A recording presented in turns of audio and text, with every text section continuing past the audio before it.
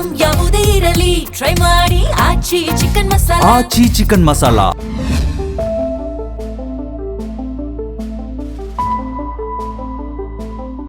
ನಮಸ್ಕಾರ, ನೀವು ನೋಡ್ತಾ ಇದ್ದೀರಾ ಜಿ ಕನ್ನಡ ನ್ಯೂಸ್. ನಾನು ಶಿವರಾಮು. ದಿನದ ಎಲ್ಲ ಪ್ರಮುಖ ಸುದ್ದಿಗಳನ್ನು ನೋಡೋಣ. ವಿಶೇಷ ಸಮಾಚಾರದಲ್ಲಿ ಅಮೆರಿಕ ಮತ್ತು ಇರಾನ್ ನಡುವಿನ ದೀರ್ಘಕಾಲದ ವೈಮನಸ್ಸು ಶಮನಗೊಳಿಸಲು ಪಾಕಿಸ್ತಾನದಲ್ಲಿ ನಡೆದ ಐತಿಹಾಸಿಕ ಪ್ರಯತ್ನಕ್ಕೆ ಹಿನ್ನಡೆಯಾಗಿದೆ. ಸತತ 21 ಗಂಟೆಗಳ ಕಾಲ ಎರಡೂ ದೇಶಗಳ ಪ್ರತಿನಿಧಿಗಳು ಮುಖಾಮುಖಿಯಾಗಿ ಚರ್ಚಿಸಿದರೂ ಅಂತಿಮವಾಗಿ ಯಾವುದೇ ಒಪ್ಪಂದಕ್ಕೆ ಸಹಿ ಹಾಕಲು ಸಾಧ್ಯವಾಗಿಲ್ಲ ಎಂದು ಅಮೆರಿಕದ ಉಪಾಧ್ಯಕ್ಷ ಜೆಡಿ ವ್ಯಾನ್ಸ್ ಘೋಷಿಸಿದ್ದಾರೆ. ಇಸ್ಲಾಮಾಬಾದ್ನಲ್ಲಿ ನಡೆದ ಸುದೀರ್ಘ 21 ಗಂಟೆಗಳ ಹೈ ವೋಲ್ಟೇಜ್ ರಾಜತಾಂತ್ರಿಕ ಸಂಘರ್ಷ ಅಂತಿಮವಾಗಿ ಯಾವುದೇ ಫಲಿತಾಂಶವಿಲ್ಲದೆ ಅಂತ್ಯಗೊಂಡಿದೆ. ಇಡೀ ಜಗತ್ತು ಕುತೂಹಲದಿಂದ ಕಾಯುತ್ತಿದ್ದ ಅಮೆರಿಕ ಇರಾನ್ ನೇರ ಮಾತುಕತೆ ವಿಫಲವಾಗಿದ್ದು, ಅಮೆರಿಕದ ನಿಯೋಗವು ಅತೃಪ್ತಿಯಿಂದಲೇ ಪಾಕಿಸ್ತಾನವನ್ನು ತೊರೆಯಲು ನಿರ್ಧರಿಸಿದೆ. ಇಸ್ಲಾಮಾಬಾದ್ನಲ್ಲಿ ನಡೆದ ಈ ಮಾತುಕತೆಗಳ ನಂತರ ಸುದ್ದಿಗಾರರೊಂದಿಗೆ ಮಾತನಾಡಿದ ಜೆಡಿ ವ್ಯಾನ್ಸ್, ನಾವು ಸತತ 21 ಗಂಟೆಗಳ ಕಾಲ ಮಾತುಕತೆಯಲ್ಲಿ ತೊಡಗಿದ್ದೆವು, ಆದರೆ ದುರಾದೃಷ್ಟವಶಾತ್ ನಾವು ಯಾವುದೇ ಒಪ್ಪಂದಕ್ಕೆ ಬರಲು ಸಾಧ್ಯವಾಗಿಲ್ಲ ಎಂಬುದು ಕೆಟ್ಟ ಸುದ್ದಿ. ನಾವು ಇರಾನ್ಗೆ ಅತ್ಯುತ್ತಮ ಆಫರ್ಗಳನ್ನು ನೀಡಿದ್ದೆವು, ಆದರೂ ಅವರು ಒಪ್ಪಂದಕ್ಕೆ ಸಿದ್ಧರಿಲ್ಲ. ಹೀಗಾಗಿ ನಮ್ಮ ನಿಯೋಗ ಈಗ ಪಾಕಿಸ್ತಾನದಿಂದ ಅಮೆರಿಕಕ್ಕೆ ಹಿಂದಿರುಗುತ್ತಿದೆ ಎಂದು ಅವರು ತಿಳಿಸಿದ್ದಾರೆ. ಮಾತುಕತೆಯ ಸಮಯದಲ್ಲಿ ವಾಷಿಂಗ್ಟನ್ ತನ್ನ ನಿರ್ಣಾಯಕ ಷರತ್ತುಗಳನ್ನು ಸ್ಪಷ್ಟವಾಗಿ ವಿವರಿಸಿದೆ ಎಂದು ವ್ಯಾನ್ಸ್ ಹೇಳಿದ್ದಾರೆ. ಇರಾನ್ ಯಾವುದೇ ಕಾರಣಕ್ಕೂ ಪರಮಾಣು ಶಸ್ತ್ರಾಸ್ತ್ರಗಳನ್ನು ಅಭಿವೃದ್ಧಿಪಡಿಸಬಾರದು ಮತ್ತು ಅಂತಹ ಶಸ್ತ್ರಾಸ್ತ್ರಗಳನ್ನು ಸಾಧಿಸಲು ಅನುವು ಮಾಡಿಕೊಡುವ ಸಾಧನಗಳನ್ನು ಹುಡುಕುವುದಿಲ್ಲ ಎಂಬ ದೃಢವಾದ ಬದ್ಧತೆಯನ್ನು ನೀಡಬೇಕು ಎಂಬುದು ಅಮೆರಿಕದ ಪ್ರಮುಖ ಬೇಡಿಕೆಯಾಗಿತ್ತು. ಇರಾನ್ನ ಪರಮಾಣು ಕಾರ್ಯಕ್ರಮವನ್ನು ಸಂಪೂರ್ಣವಾಗಿ ಹತ್ತಿಕ್ಕುವುದು ಅಧ್ಯಕ್ಷ ಡೊನಾಲ್ಡ್ ಟ್ರಂಪ್ ಅವರ ಪ್ರಮುಖ ಗುರಿಯಾಗಿದೆ. ಆದರೆ ಇರಾನ್ ಈ ಷರತ್ತುಗಳಿಗೆ ಪೂರ್ಣವಾಗಿ ಒಪ್ಪದ ಕಾರಣ ಮಾತುಕತೆ ಹಳಿ ತಪ್ಪಿದೆ. ಈ ಅಪರೂಪದ ನೇರ ಮಾತುಕತೆಗಳು ವಿಫಲವಾಗಿರುವುದು ಮಧ್ಯಪ್ರಾಚ್ಯದಲ್ಲಿ ಮತ್ತೊಮ್ಮೆ ಉದ್ವಿಗ್ನತೆ ಹೆಚ್ಚುವ ಮುನ್ಸೂಚನೆ ನೀಡಿದೆ. ಲೆಬನಾನ್ನಲ್ಲಿನ ಸಂಘರ್ಷ ಮತ್ತು ಹಾರ್ಮುಜ್ ಜಲಸಂಧಿಯ ಬಿಕ್ಕಟ್ಟಿನ ನಡುವೆ ಈ ಮಾತುಕತೆ ವಿಫಲವಾಗಿರುವುದು ರಾಜತಾಂತ್ರಿಕ ಪ್ರಯತ್ನಗಳಿಗೆ ದೊಡ್ಡ ಪೆಟ್ಟು ನೀಡಿದೆ. ಜಾಗತಿಕ ರಾಜಕೀಯದ ರಣರಂಗದಲ್ಲಿ ಈಗ ಅಮೆರಿಕ, ಇರಾನ್ ಮತ್ತು ಚೀನಾ ನಡುವಿನ ಸಂಘರ್ಷ ತಾರಕಕ್ಕೇರಿದೆ. ಇರಾನ್ ಬೆನ್ನಿಗೆ ನಿಂತಿರುವ ಚೀನಾಕ್ಕೆ ಅಮೆರಿಕ ಅಧ್ಯಕ್ಷ ಡೊನಾಲ್ಡ್ ಟ್ರಂಪ್ ನೀಡಿರುವ ಎಚ್ಚರಿಕೆ ಈಗ 3ನೇ ಮಹಾಯುದ್ಧದ ಭೀತಿಯನ್ನು ಹುಟ್ಟುಹಾಕಿದೆ. ಇರಾನ್ಗೆ ಆಧುನಿಕ ಶಸ್ತ್ರಾಸ್ತ್ರಗಳನ್ನು ಪೂರೈಸುತ್ತಿರುವ ಚೀನಾಗೆ ಡೊನಾಲ್ಡ್ ಟ್ರಂಪ್ ಕಠಿಣ ಎಚ್ಚರಿಕೆ ನೀಡಿದ್ದಾರೆ. ಶಿ ಜಿನ್ಪಿಂಗ್ ಅವರೇ, ಇರಾನ್ಗೆ ಶಸ್ತ್ರಾಸ್ತ್ರ ನೀಡುವ ಸಾಹಸ ಮಾಡಬೇಡಿ, ಇಲ್ಲದಿದ್ದರೆ ನೀವು ಊಹಿಸಲಾಗದ ಸಂಕಷ್ಟಕ್ಕೆ ಸಿಲುಕುತ್ತೀರಿ ಎಂದು ಟ್ರಂಪ್ ಗುಡುಗಿದ್ದಾರೆ. ಯಾರು ಎಷ್ಟೇ ಬಲಪ್ರಯೋಗ ಮಾಡಿದರೂ ಇರಾನ್ ವಿರುದ್ಧದ ಯುದ್ಧದಲ್ಲಿ ಅಮೆರಿಕವೇ ಗೆಲ್ಲಲಿದೆ. ಇರಾನ್ ರಾಜಿ ಮಾಡಿಕೊಳ್ಳಲು ಮಾತ್ರ ಅಸ್ತಿತ್ವದಲ್ಲಿದೆ, ಅದು ಒಪ್ಪದಿದ್ದರೆ ನಾವು ಅದನ್ನು ಸಂಪೂರ್ಣವಾಗಿ ನಾಶಪಡಿಸುತ್ತೇವೆ ಎಂದು ಟ್ರಂಪ್ ಎಚ್ಚರಿಸಿದ್ದಾರೆ. ಇರಾನ್ ಹಾರ್ಮುಜ್ ಜಲಸಂಧಿಯಲ್ಲಿ ನೆಲಬಾಂಬ್ಗಳನ್ನು ಅಳವಡಿಸಿ ಜಾಗತಿಕ ತೈಲ ಸಾರಿಗೆಯನ್ನು ತಡೆಯಲು ಯತ್ನಿಸುತ್ತಿದೆ. ಆ ಮಾರ್ಗವನ್ನು ನಿರ್ಬಂಧಿಸಲು ನಾವು ಬಿಡುವುದಿಲ್ಲ ಎಂದು ಟ್ರಂಪ್ ಸ್ಪಷ್ಟಪಡಿಸಿದ್ದಾರೆ. ಪ್ರಧಾನಿ ನರೇಂದ್ರ ಮೋದಿ ಇದೇ ಏಪ್ರಿಲ್ 15ರ ಬುಧವಾರದಂದು ಮಂಡ್ಯದ ನಾಗಮಂಗಲ ತಾಲೂಕಿನ ಆದಿಚುಂಚನಗಿರಿ ಮಠದಲ್ಲಿ ನಡೆಯುವ ಮಹತ್ವದ ಕಾರ್ಯಕ್ರಮದಲ್ಲಿ ಭಾಗವಹಿಸಲಿದ್ದಾರೆ. ಅಂದು ಬೆಳಗ್ಗೆ 11 ಗಂಟೆಗೆ ನೂತನ ಗದ್ದುಗೆ ಉದ್ಘಾಟಿಸಲಿರುವ ಅವರು ನಂತರ ಕೇರಳಕ್ಕೆ ಪ್ರಯಾಣಿಸಲಿದ್ದಾರೆ. ಬುಧವಾರ ಬೆಳಗ್ಗೆ ದೆಹಲಿಯಿಂದ ಹೊರಟು ಬೆಂಗಳೂರಿನ HAL ವಿಮಾನ ನಿಲ್ದಾಣಕ್ಕೆ ಆಗಮಿಸಲಿರುವ ಮೋದಿ ಅಲ್ಲಿಂದ ಹೆಲಿಕಾಪ್ಟರ್ ಮೂಲಕ ಆದಿಚುಂಚನಗಿರಿ ಹೆಲಿಪ್ಯಾಡ್ಗೆ ಸುಮಾರು 10:50ಕ್ಕೆ ತಲುಪಲಿದ್ದಾರೆ.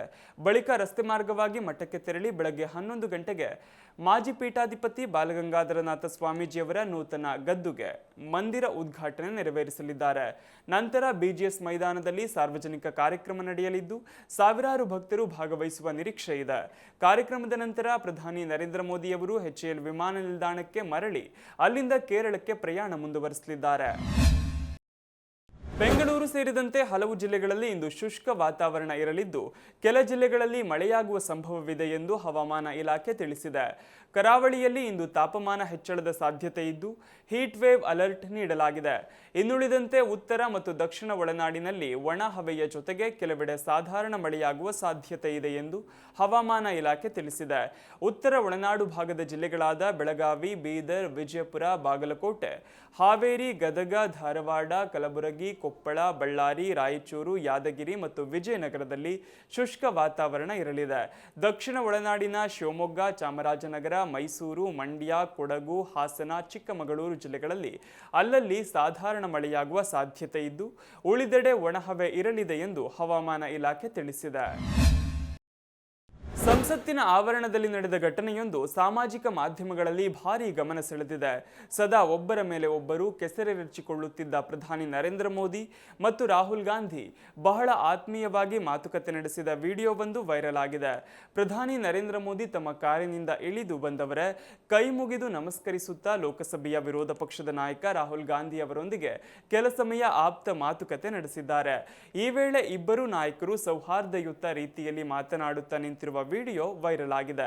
ಚುನಾವಣೆಗಳು ನಡೆಯುತ್ತಿರುವ ಹಿನ್ನೆಲೆಯಲ್ಲಿ ಕಾಂಗ್ರೆಸ್ ಮತ್ತು ಬಿಜೆಪಿ ಪರಸ್ಪರ ಆಜನ್ಮ ಶತ್ರುಗಳಂತೆ ಕಿತ್ತಾಡುತ್ತಿರುವ ಈ ಸಂದರ್ಭದಲ್ಲಿ ಮೋದಿ ಮತ್ತು ರಾಹುಲ್ ನಡುವಿನ ಈ ಸಣ್ಣ ಮಾತುಕತೆ ಬಹಳ ಗಮನ ಸೆಳೆದಿದೆ. ಸಮಾಜ ಸುಧಾರಕರಾದ ಮಹಾತ್ಮ ಜ್ಯೋತಿಬಾ ಫುಲೆ ಅವರ 200ನೇ ಜನ್ಮ ದಿನಾಚರಣೆಯಂದು ಅವರಿಗೆ ಪುಷ್ಪ ನಮನ ಸಲ್ಲಿಸಲು ಪ್ರಧಾನಿ ಮೋದಿ ಸಂಸತ್ತಿನ ಆವರಣದಲ್ಲಿರುವ ಪ್ರೇರಣಾ ಸ್ಥಳಕ್ಕೆ ಆಗಮಿಸಿದ್ದರು. ಈ ಸಂದರ್ಭದಲ್ಲಿ ಹಲವಾರು ಹಿರಿಯ ನಾಯಕರು ಮತ್ತು ಗಣ್ಯರು ಭಾಗವಹಿಸಿದ್ದರು. ಆಗ ಅಲ್ಲಿದ್ದ ರಾಹುಲ್ ಗಾಂಧಿ ಜೊತೆ ಪ್ರಧಾನಿ ಮೋದಿ ಮಾತನಾಡಿದ್ದಾರೆ. ಪಶ್ಚಿಮ ಬಂಗಾಳದಲ್ಲಿ ಪ್ರಧಾನಿ ನರೇಂದ್ರ ಮೋದಿ ಚುನಾವಣಾ ರ್ಯಾಲಿಯಲ್ಲಿ ಪಾಲ್ಗೊಂಡಿದ್ದಾರೆ. ದಕ್ಷಿಣ ದಿನಾಜ್ಪುರ ಜಿಲ್ಲೆಯಲ್ಲಿ ನಡೆದ ಚುನಾವಣಾ ರ್ಯಾಲಿಯನ್ನುದ್ದೇಶಿಸಿ ಮಾತನಾಡಿದ ಪ್ರಧಾನಿ ನರೇಂದ್ರ ಮೋದಿ, ಟಿಎಂಸಿಯ ಲೂಟಿ ಮತ್ತು ಸುಳ್ಳಿನ ರಾಜಕೀಯ, ಭಯದ ಆಳ್ವಿಕೆ ಶೀಘ್ರದಲ್ಲೇ ಕೊನೆಗೊಳ್ಳಲಿದೆ ಎಂದು ಹೇಳಿದ್ದಾರೆ. ಹಾಗೆಯೇ ಬಂಗಾಳಿಗಳು ಅಲ್ಪಸಂಖ್ಯಾತರಾಗಲು ಬಿಜೆಪಿ ಎಂದಿಗೂ ಅವಕಾಶ ನೀಡುವುದಿಲ್ಲ ಎಂದು ಭರವಸೆ ನೀಡಿದ್ದಾರೆ. ಟಿಎಂಸಿಗೆ ಯಾವುದೇ ಉದ್ದೇಶ ಅಥವಾ ನೀತಿ ಇಲ್ಲದ ಕಾರಣದಿಂದಾಗಿ ಇತರ ರಾಜ್ಯಗಳಲ್ಲಿ ಚುನಾವಣೆಗಳನ್ನು ಗೆಲ್ಲಲು ವಿಫಲವಾಗಿದೆ ಎಂದು ಅವರು ಹೇಳಿದ್ದಾರೆ. ಟಿಎಂಸಿ ಬಿಜೆಪಿಯನ್ನು ನಿರಂತರವಾಗಿ ನಿಂದಿಸುತ್ತಿದೆ, ಸುಳ್ಳು ಹೇಳಿಕೆಗಳನ್ನು ನೀಡುತ್ತಿದೆ. ಆದರೆ ಕಳೆದ 15 ವರ್ಷಗಳಲ್ಲಿ ಬಂಗಾಳದ ಅಭಿವೃದ್ಧಿಗಾಗಿ ಏನು ಮಾಡಿದೆ ಎಂದು ಹೇಳಲು ವಿಫಲವಾಗಿದೆ ಎಂದು ಪ್ರಧಾನಿ ಮೋದಿ ಆರೋಪಿಸಿದ್ದಾರೆ. ಇದು ಭಯವನ್ನು ಸೋಲಿಸುವ ಯುದ್ಧ, ಇದು ನಂಬಿಕೆಯ ಮೇಲೆ ಬಂಗಾಳವನ್ನು ಮುನ್ನಡೆಸುವ ಯುದ್ಧ. ಟಿಎಂಸಿಯ ಭಯದ ಆಳ್ವಿಕೆಯು ಇನ್ನೇನು ಸ್ವಲ್ಪ ದಿನಗಳಲ್ಲಿ ಕೊನೆಗೊಳ್ಳುತ್ತಿದೆ. ಟಿಎಂಸಿಯ ಸುಳ್ಳುಗಳು ಮತ್ತು ಲೂಟಿಯ ಅಂಗಡಿ ಮುಚ್ಚಲಿದೆ ಎಂದು ಅವರು ಹೇಳಿದ್ದಾರೆ. ಬಿಹಾರದ ಕೊರ್ಹಾ ಪೊಲೀಸ್ ಠಾಣೆ ವ್ಯಾಪ್ತಿಯ ಗಿರಾಬರಿ ಬಳಿ ನಡೆದ ರಸ್ತೆ ಅಪಘಾತದಲ್ಲಿ 10 ಜನರು ಸಾವನ್ನಪ್ಪಿದ್ದಾರೆ, 25 ಜನರು ಗಂಭೀರವಾಗಿ ಗಾಯಗೊಂಡಿದ್ದಾರೆ. ಈ ಅಪಘಾತದಲ್ಲಿ ಬಸ್ ಮತ್ತು ಪಿಕಪ್ ವಾಹನವು ಡಿಕ್ಕಿ ಹೊಡೆದಿದೆ. ಗಾಯಾಳುಗಳಿಗೆ ಸ್ಥಳದಲ್ಲಿಯೇ ಪ್ರಥಮ ಚಿಕಿತ್ಸೆ ನೀಡಲಾಗಿದೆ. ಹೆಚ್ಚಿನ ಚಿಕಿತ್ಸೆಗಾಗಿ ಜನರನ್ನು ಹತ್ತಿರದ ಆಸ್ಪತ್ರೆಗಳಿಗೆ ಸಾಗಿಸಲಾಗಿದೆ.